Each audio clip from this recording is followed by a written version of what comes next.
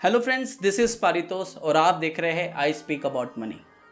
आज इस वीडियो में हम बात करने वाले हैं एसेट एलोकेशन के बारे में। कितना पैसा मैं इक्विटी में रखूं, कितना पैसा मैं डेट में रखूं और कितना पैसा मैं गोल्ड में रखूं और बाकी अदर एसेट क्लासेस में रखूं। यकीन करिए, अगर आपकी एसेट एलोकेशन सही नहीं है, अगर आपकी एसेट एलोकेशन ऑप्टिमाइज नहीं है, चाहे आप इक्विटी में या किसी भी एसेट क्लास में 50% भी रिटर्न्स कमा रहे हो, अगर आपकी एसेट एलोकेशन आपके इन्वेस्टमेंट एक्सपेक्टेशन से, रिटर्न एक्सपेक्टेशन से अलाइन नहीं होती, तो जिस पर्टिकुलर फाइनेंशियल गोल के लिए आप अपना पैसा एक्यूमुलेट कर रहे हो, जोड़ रहे हो, वो अचीव करना बड़ा मुश्किल होगा। इसके लिए हालांकि मैंने एक पूरी एक्सेल तैयार करी है आप लोगों को समझाने के लिए, और साथ ही में मैंने एक फाइनेंशियल गोलिंग प्लानिंग शीट भी बनाई है, वर्कशीट भी बनाई है, ताकि आपकी मदद हो सके, आप उस पर काम कर सको और उसके हिसाब से अपने एसेट एलोकेशन को डिज़ाइन कर सको, कंस्ट्रक्ट कर सको। अभी देखेंगे, ये मेरा पोर्टफोलियो एलोकेशन वर्कशीट है। यहाँ पे मैंने equity, debt, gold, real estate, saving अपने हिसाब से भी डिज़ाइन कर सकते हो, और उसमें मैंने कितना वेटेज है, यानी ओवरऑल अगर आप 100 रुपीज़ इन्वेस्टमेंट कर रहे हो तो उसमें से 80 रुपये आपका इक्विटी में इन्वेस्टेड है, और डेट में आपका 10% यानी 10 रुपये इन्वेस्टेड है, गोल्ड में बाकी 10, और रियल एस्टेट और सेविंग्स में आपका कुछ भी नहीं है। आप अपने हिसाब से, अपनी ज़रूरत के हिसाब से, आपका जो भी इन्वेस्टमेंट पोर्टफोलियो उसके हिसाब से कस्टमाइज़ कर सकते हो। इक्विटी में हम यहाँ पे इस एग्जाम्पल में रिटर्न्स एक्सपेक्ट करेंगे 12%, यानी अगर मेरा एक लॉन्ग टर्म फाइनेंशियल गोल है तो आई वुड बी एक्सपेक्टिंग कि मेरे को 12% वहाँ पे कंसिस्टेंटली रिटर्न मिल रहा है। ये नहीं रिटर्न एक्सपेक्टेशंस है। हालांकि आप बोलोगे 12% क्यों, 15 क्यों नहीं, 20 क्यों नहीं, तो उसमें मैंने कई बार वीडियो बनाई है जिसमें मैंने आपको रोलिंग रिटर्न एनालिसिस के टाइम पे मैंने बताया है कि मोस्ट ऑफ द टाइम जितने भी इक्विटी फंड्स है उनकी जो रिटर्न मिलने की प्रोबेबिलिटी है वो 12% के आसपास की है, 12 से 15% रिटर्न मिलने की प्रोबेबिलिटी है।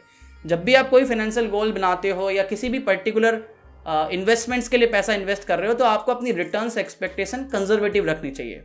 आप ये नहीं बोलोगे कि आई वुड बी एक्सपेक्टिंग कि मुझे 10 साल कंसिस्टेंटली 50% रिटर्न मिलेगा। हाँ, होगा, कुछ साल आपको 50% रिटर्न्स मिलेंगे, कुछ साल 10 भी मिलेंगे और कुछ साल माइनस भी होंगे, लेकिन ओवरऑल पीरियड ऑफ टाइम अगर आप एक रिटर्न कंसिस्टेंसी की बात करोगे, आपको अपना फाइनेंशियल गोल बनाना है, तो आप 12% रिटर्न कंसीडर करो।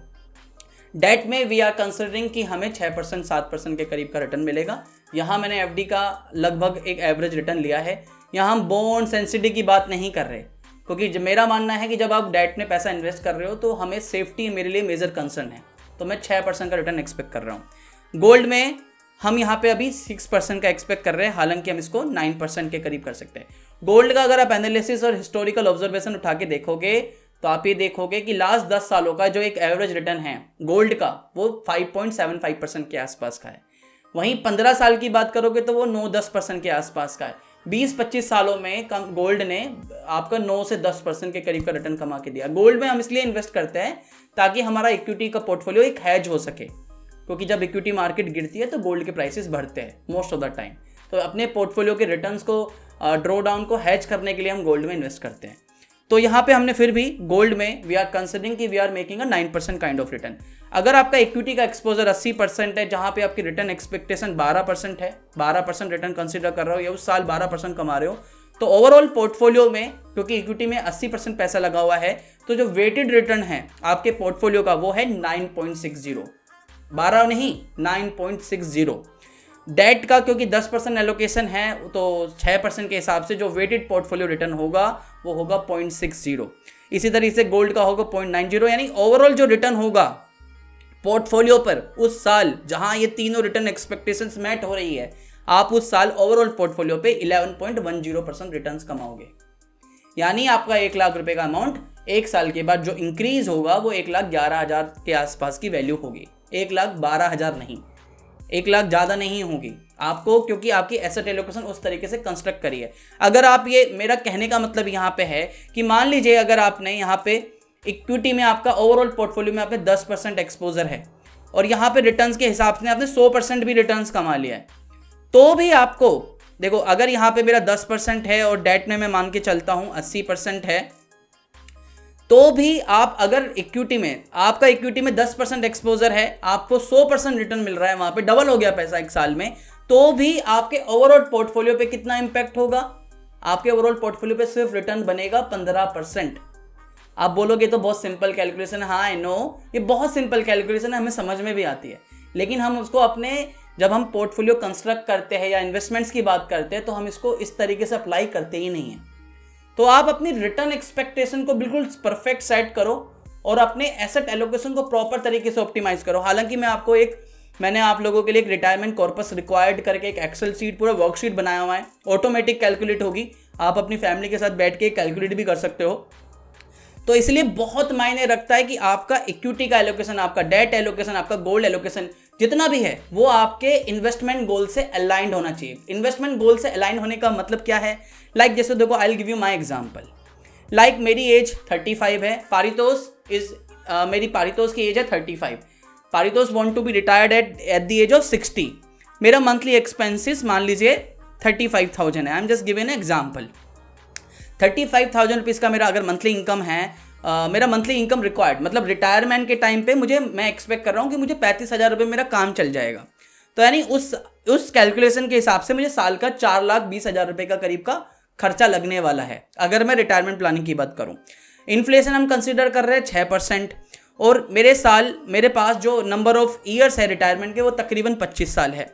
तो और मेरे को जो मैं 60 साल के बाद चाहता हूँ कि नेक्स्ट 25 सालों तक के लिए मैं रिटायरमेंट प्लानिंग करूँ, क्योंकि मैं इसलिए लिया है क्योंकि जो लाइफ एक्सपेक्टेंसी है आज की डेट में वो 75 के आसपास की है।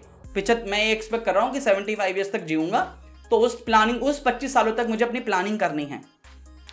तो जो बिकॉज ऑफ इन्फ्लेशन दिस 4,20,000 रुपये की जो वैल्यू है, जब आप 60 ईयर्स के होंगे, यानी पारितोष 60 ईयर्स का होगा, तब इसकी वैल्यू बिकॉज ऑफ इन्फ्लेशन, महंगाई दर बढ़ रही है, तो इसकी वैल्यू 18,02,586 रुपये होगी। यानी आपको रिटायरमेंट प्लानिंग जो प्लान करनी है वो 18 लाख रुपए के हिसाब से करनी है। ठीक है, अब मैं मान के चल रहा हूं कि जो भी मेरा रिटायरमेंट कॉर्पस होगा उस पर सालाना मुझे 8% का रिटर्न्स मिल रहा है। सेफ्टी कंसर्न लेके चल रहा हूं, ठीक है, चाहे मैं इक्विटी में रखूं चाहे डेट में रखूं, लेकिन ओवरऑल पोर्टफोलियो पे मुझे 8% का रिटर्न मिल रहा है। अब डिस्काउंट फैक्टर का मतलब है भाई देखो 8% पोस्ट रिटायरमेंट 8% का रिटर्न मिल रहा है। इन्फ्लेशन तब भी रहनी है, इन्फ्लेशन तब रही आपकी 6% ही मान के चल रहा है कंसिस्टेंट, हालांकि कम होती चले जाती है लेकिन मान के चल रहा है कि 6% ही रहती है। तो जो आपके हाथ में जो नेट यील्ड होगा, नेट रिटर्न होगा, डिस्काउंटेड होगा, उस समय जो पैसा की वैल्यू होगी वो आपकी ग्रोथ होगी 1.89% से, 2% से नहीं, 8 - 6 कर लिया 2% नहीं, 1.89% के हिसाब से। तो यानी आपको लगभग जो कॉर्पस चाहिए वो 3.5 करोड़ रुपए के करीब का कॉर्पस चाहिए होगा रिटायरमेंट के टाइम पे, तब आपका रिटायरमेंट लाइफ सक्सेसफुली होगी। अब यहाँ पे मैं समझाना क्या चाह रहा हूँ वो आप समझेंगे।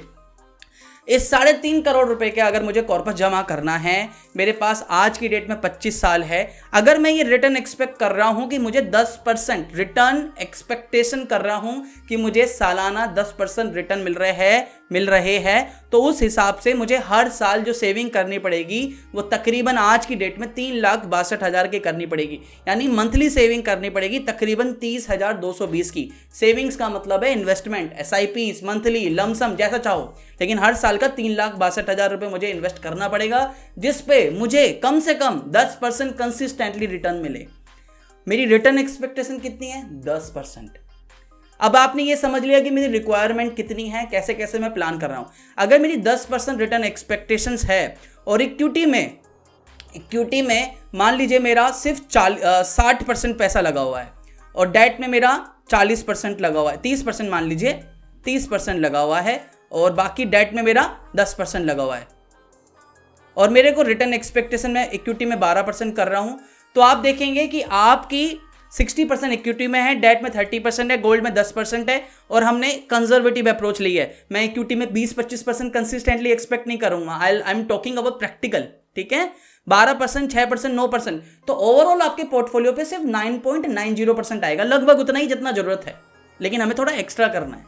तो इसका मतलब आपको अगर ये 70% करोगे तो अब जाके 11% की करीब की फिगर आएगी, और यहां पे हम गोल्ड का 9% मान रहे हैं, तब जाके ये अचीव हो रहा है। You are getting my point. जबकि 10 सालों का गोल्ड का रिटर्न है 5.5% के करीब का। आप इसे 80 करोगे तो हो सकता है यस अचीवेबल है। 12%, आप 12% के लिए प्लानिंग कर रहे हो तो 10% अचीव कर सकते हो। दैट इज द रीजन कि एसेट एलोकेशन जरूरी है, क्योंकि बिकॉज आपने प्लानिंग कर ली, आपने इन्वेस्टमेंट स्टार्ट कर दिए, लेकिन आपकी रिटर्न एक्सपेक्टेशन आपकी एसेट एलोकेशन से अलाइन नहीं है, तो कोई फायदा नहीं है, बिकॉज आपने अपने प्लानिंग को बड़ा मुश्किल बना लिया है। तो इसलिए ऐसा नहीं है कि कोई भी नया NFO आया, कोई भी नया बॉन्ड आया, आज किसी भी हमने में से किसी ने बोल दिया कि ये बॉन्ड अच्छा है, आपको फिक्स रिटर्न दे देगा 8% 9%, तो आपने इक्विटी से पैसा हटाया, फिक्स डिपॉजिट से पैसा हटा के उसमें लगा दिया। आप ये देखिए कि जो मैं एसेट एलोकेशन बना रहा हूँ आज, उस एसेट एलोकेशन से मेरा गोल अलाइंड हो रहा है नहीं हो रहा है, क्या मेरे जो एक्सपेक्टेशंस है रिटर्न्स की वो अचीव हो पाएगी नहीं होगी, वो सब प्लानिंग करने के बाद ही डिसाइड कीजिए।